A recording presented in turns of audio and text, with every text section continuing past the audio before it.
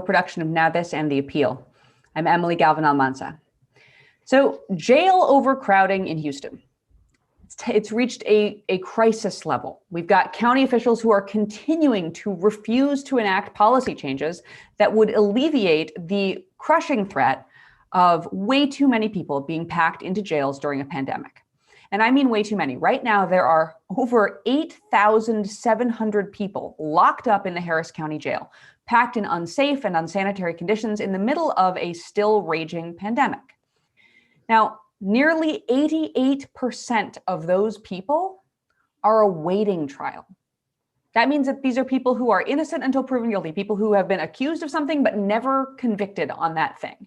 And around half of those people are being caged on accusations that are, in fact, nonviolent. And hundreds of those people are sitting in a cage in a pandemic because of a misdemeanor charge. So of those folks, almost 10% were experiencing homelessness when they were arrested. The overall picture of who is sitting at grave risk right now in Harris County is extraordinarily grim.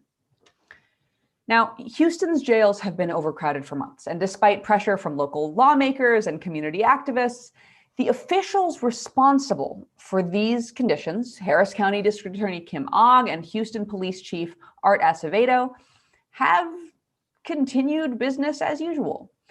Not only are they refusing to release people who could be safely released on bail, but they are continuing to arrest more people and fill the jails and clog the court system with people who are arrested on low-level offenses.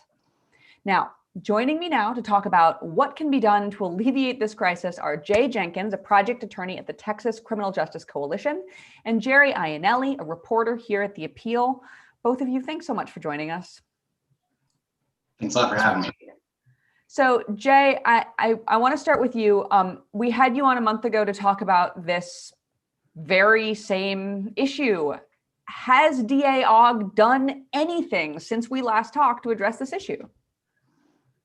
We have not seen anything from her office that would address the issue of the overcrowding in the jail.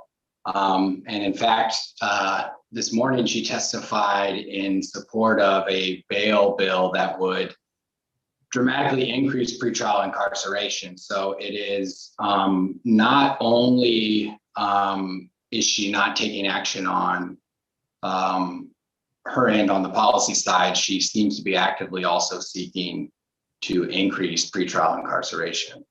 So I have a logistical question that might make my brain explode. So hopefully you can stop the explosion that is happening in my head. Back in February, Harris County commissioners voted to provide additional funding to DA Ogg, which she claimed was necessary to help deal with jail overcrowding. So she got money to lower the overcrowding problem. And you're telling me that this morning she asked for changes to the bail law to increase the number of people in jail. What did she do with all that money, and what is this? That is a correct depiction of how things have played out. We have not seen, the money that was given to her last month. I think she rationalized that request by saying that there was a backlog of cases that she needed to go through, and that those extra attorneys would help clear those backlogs and then subsequently reduce the jail population. We just haven't seen any sort of results like that. This is a recurring pattern in Harris County. Our district attorney very frequently is asking for more dollars, whether it's, to prosecute Arkema, which their office was ultimately unsuccessful. They've been afforded sort of every budget request save one that they've made, and there has not been any sort of change in policy as a result, or really any indication that adding these district attorneys is moving the needle in the right direction. And in fact, I think it is probably moving it in the wrong direction when the focus needs to be on shrinking the intake system as a whole, whether that be police district attorneys. But we need to dramatically reduce the number of cases coming in, or else we'll be stuck at these levels forever. It does seem really perverse, the idea that adding more prosecutors whose job it is to pursue jail, to try to put people in jail, that adding more of those would somehow result in fewer people being in jail. But Jerry, I want to turn to you because you recently reported that Houston cops went undercover during the pandemic and arrested a homeless man over half a gram of meth. For those of you viewing at home who are not well versed in amounts of meth and how much they are, that's like less than a packet of sugar. It's a really, really tiny amount. And for that, this man paid with his life. He died in custody a short while later. What do you think that episode says about the Houston Police Department's enforcement priorities? So yeah, I mean, this is exactly the reason I wanted to report this story out, is I think it's emblematic of essentially everything that has gone wrong, not just in Houston, but around the country with the criminal legal system during the pandemic. I think it's just completely emblematic of everything that hasn't changed when we really drill down to it. The story essentially is that this 57-year-old homeless man, Israel Iglesias, was arrested in February. This all began roughly around October. The Houston Police Department received some type of tip that there were illegal drugs being traded in a local homeless camp, which, homelessness is very closely tied to people with drug abuse disorder. And, I think if you went to really any homeless camp, wouldn't be that hard to find illegal drugs. So I don't quite understand why this raid was so special or needed to happen in the first place. You go to most suburban home man caves, I bet you could find drugs there too. I'm just saying. Very much, yes. And regardless, the Houston Police Department in October, as cases were beginning to tick up for this surge that we had last year, decided this was worth sending undercover agents into a homeless encampment. So they sent at least 2 officers who walked around undercover, basically, kind of wound their way through tents and just basically asked where they could find meth. And according to charging documents I obtained, this man, Israel Iglesias, basically said, "Oh, I know where to go," and just walked to a different tent, came back with 0.6 grams of methamphetamine, handed it to officers. No one knows if he was selling it, manufacturing it. He might have just walked back and forth and delivered it to the cops. He's charged with delivery of a controlled substance, not, manufacturer or any of this. And they wound up finally arresting him in February after a long delay. And then about a week after he was charged, he was charged on February 1st. He was arrested on February 8th. And then the morning of February 9th, he was rushed to the hospital and died in the custody of the Harris County jail system. And his autopsy, I believe, is still ongoing. I've asked the sheriff's department for information about that, but they weren't, when we last spoke, they had no information to release. But I think this is perfectly emblematic of all the things that have gone wrong with policing during the pandemic, where there just seems to be no triage of what's important at any point. There seems to be no looking back and going, this was done when the jail, again, was filling back up. This arrest was made when the jail was already overcrowded. And there seems to just simply have been no look back to say, hey, this is, even under normal circumstances, this is like not an arrest that will help public safety. And especially right now, we need to change our efforts. Yeah, when you consider the public safety argument that arrests somehow create safety, arresting this man was deeply unsafe for him and cost him his life, and leaving him where he was, there's almost no plausible argument that removing him from where he was living made anyone any safer. All it did was make him wildly unsafe. It's the public safety argument turned on its head, right? That jail guarantees danger and harm, especially during a pandemic, and that putting someone in jail is never a pro-safety choice. But I want to know, to what extent can we link Chief Art Acevedo to policies or a tone or the department's approach on, who is driving this clown car that is putting people in jail during a pandemic for incredibly minor amounts of drugs? Is it the chief? Does he have a role here?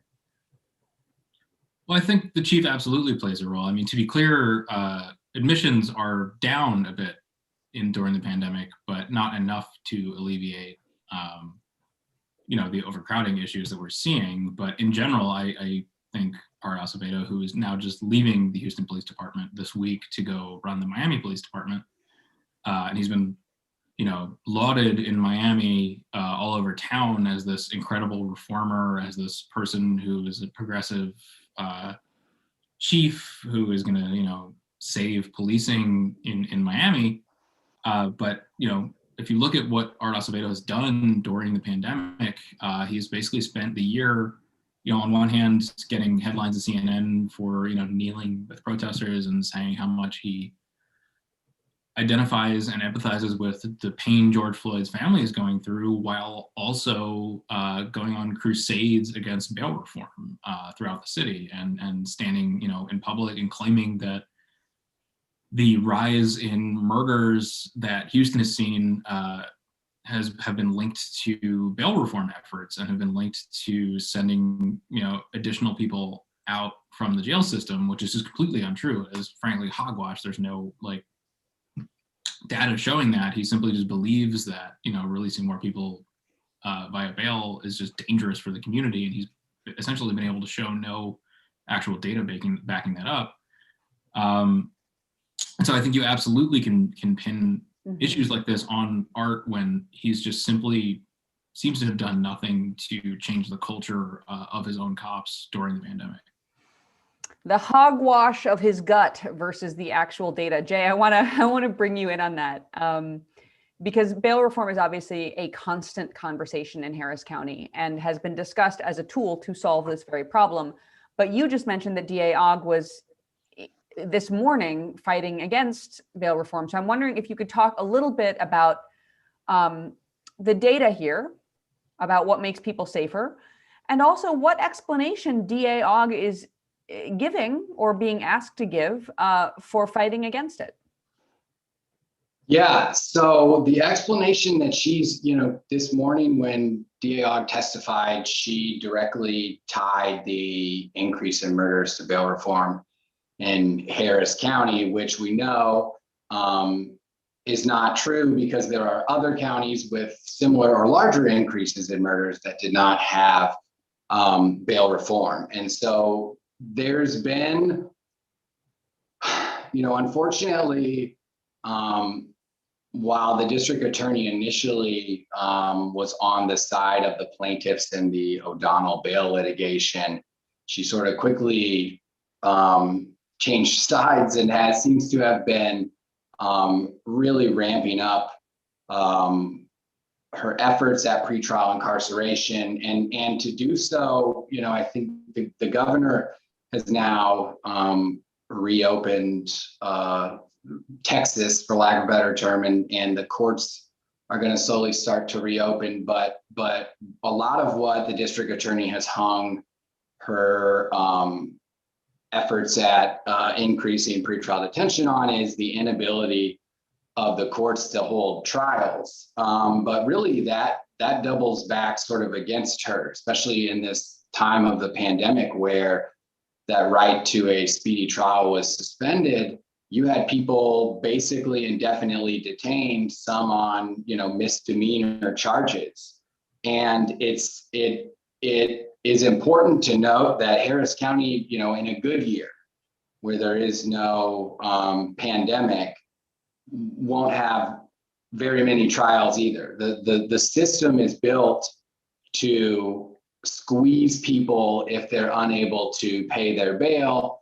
And a lot of folks end up pleading guilty, not because necessarily they're admitting guilt, but because that's the way they can get out and get back to their family or their home or their jobs. And we've in Harris County had hundreds and maybe thousands at this point in the last, I would say, 5 or 6 years. Around 2015, it started coming out that there were many people that were charged with drug offenses that pled guilty in order to get out before the tests from the lab came back that showed they were not in possession of drugs at all. And so that's been a big focus, is looking at folks that have pled guilty before those tests come back. But one thing I wanted to say on the data that is interesting about Jerry's story is this: Mr. Iglesias was charged with basically dealing as manufactured delivery. It's the same charge you would throw at someone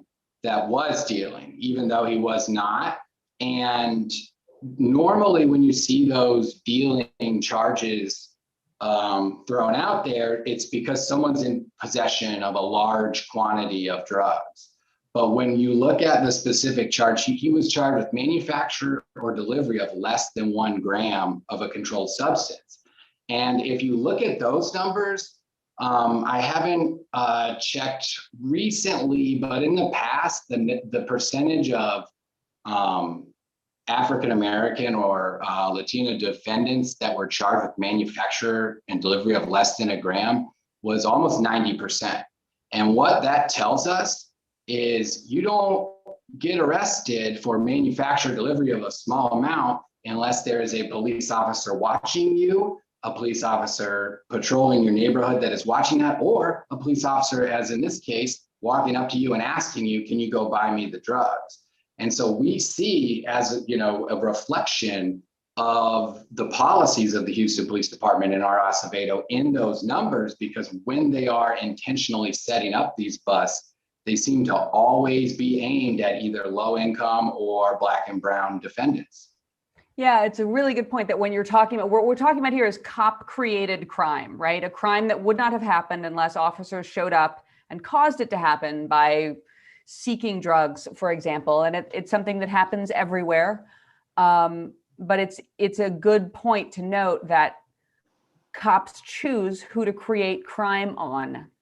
And when cops are only choosing low income Black and brown residents of Harris County, there is a manifestation of the sort of racist and oppressive system we're talking about, which I would note, the DA is supposedly, if tasked to represent the people, and that means all the people, you would think that would mean people who are having cops create crime on their heads. Jerry, I want to turn back to you actually to talk about these cops for a second, because Jay mentioned, I think it was Jay who mentioned at the beginning of this answer, the murder issue. Right? That DA Ogg is claiming that the murder rate has gone up because of bail reform, when in fact, in places that did not have bail reform, the murder rate went up more. And there's something to be said about what happens when you trap people indoors for like a year. But the Houston Police Department's ostensible job as police is to solve murders. However, you noted that the clearance rate for murder in Harris County has fallen from a recent high of 88% clearance. And for those of you watching who have no idea what I'm talking about when I say clearance, I mean, how many of these murders did the police solve? So back in 2011, the police used to solve 88% of murders. But now the cops aren't solving murders. It's down to 50%. They are failing to solve half of all homicide cases. If there's any category of offense that you would want them to most solve, it's probably that one. So Jerry, what has your reporting revealed about what is happening in this department? What are they prioritizing? Are they prioritizing creating crime over solving homicides? Like, what are they doing if not solving murders? Well, it seems to be essentially what you just said in terms of what they are prioritizing. I mean, the last decade, as you said, the Houston Police Department wasn't. Well, and I want to take a step back and note that cleared doesn't necessarily even mean solved. Cleared can often mean, there was no way to solve this case. There are ways to quote unquote clear a case without actually solving it. So typically when you see a high clearance rate, it doesn't necessarily even mean that all those murders were solved, quote unquote. But that being said, the Houston Police Department's clearance rate 10 years ago was around 80%. Which is pretty high for a major city police department.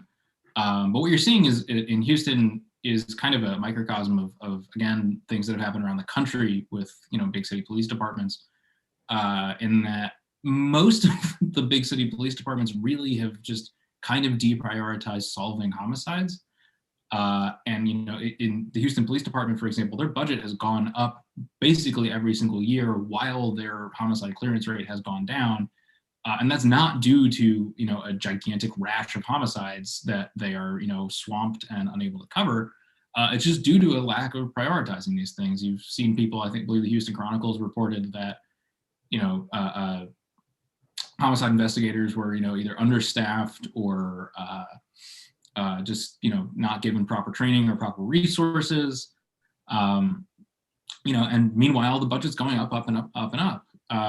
And this is just something that you're seeing over and over again, where these departments have just shown no real effort over the last 10 years to solve major crimes. I mean, you see this with sexual assault and sexual crime cases as well.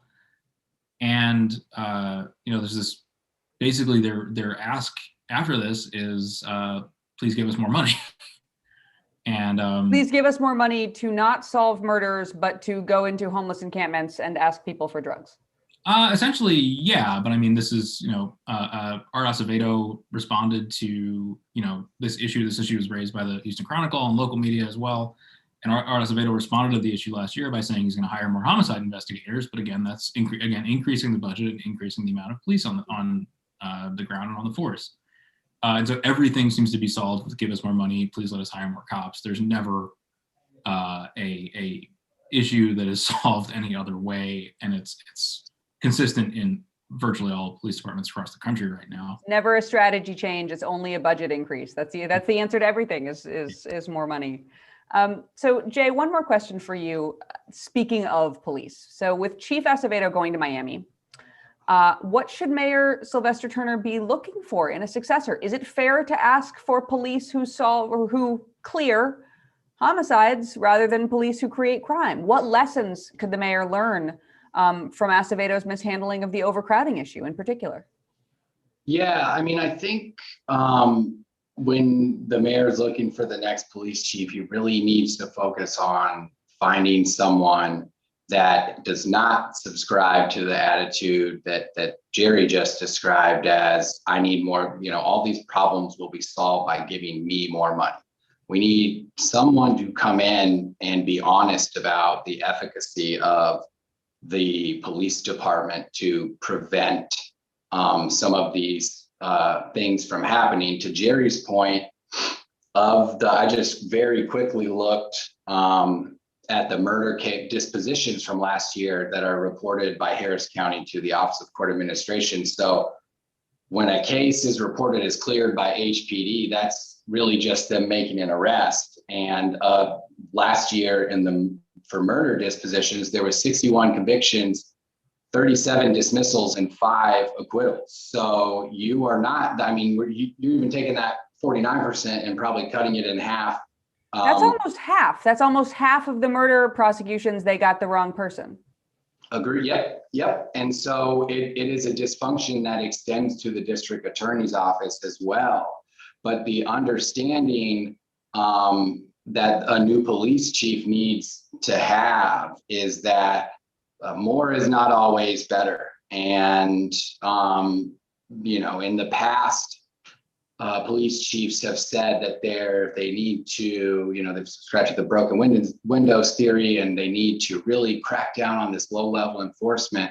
But we've not seen any benefit to that. And during the time of a pandemic, it's actually created a great deal of danger to the community to continue to enforce these low level offenses. One thing that I thought was interesting over the blackout and winter emergency we had, one of the top 5 charges that was filed during those 3-4 days was evading arrest. And what on earth are we doing putting someone in jail for evading arrest during that scenario? And could it, are there better uses for our taxpayer dollars? While we were all sitting at home underneath all of our blankets and unable to drink water because we couldn't get the water to work in our city, we were still fully staffed up on the police department. And I think that says a lot about the priorities of the mayor. I think it says a lot about the priorities of the city council. And until there is a real sustained commitment to reducing the size of the Houston Police Department and the footprint and the impact that it makes, we're going to continue to struggle to solve issues at the jail. God, that's a powerful image to close on. People sitting under their blankets, unable to drink water or have heat in their house, low on food, while the police department is still fully staffed up and arresting people for running away. Jay and Jerry, thank you so much for joining us today to talk about this. I hope we never have to talk about this again, but I expect we will, and I look forward to seeing you both again soon. Thanks a lot. We really appreciate you having me.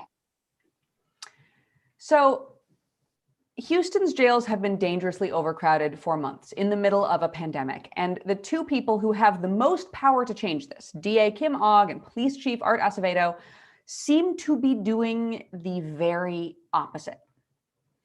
The things we just heard really all come back down to safety. How do we keep people safe in the community? When you put people in a cage in the middle of a pandemic, and I mean all people, I mean elderly people, there are children in that jail, there are elderly people in that jail, there are people dying in that jail, people who have died in that jail. The jail becomes and is a threat to public safety. When we talk about who DA Ogg is referring to when she stands up and says that she is for the people, how can those people include the people dying in her jail?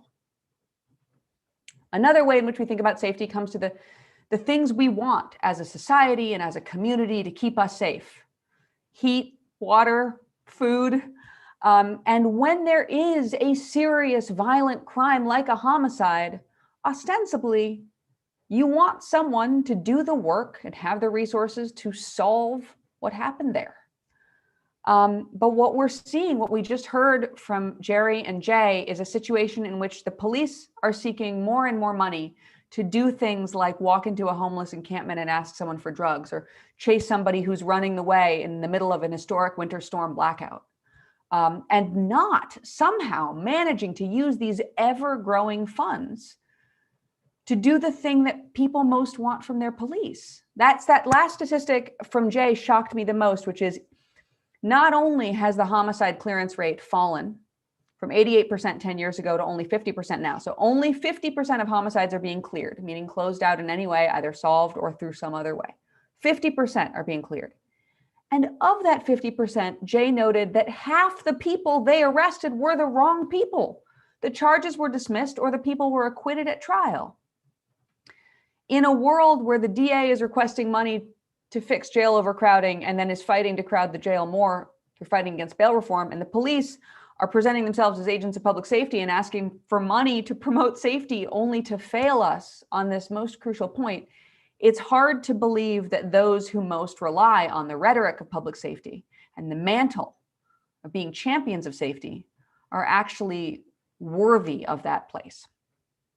So that's another episode of The Appeal Live. I'm Emily Galvan-Almanza. Thank you so much for joining us. You can always follow us on Twitter or Facebook or wherever you would like to watch us stream.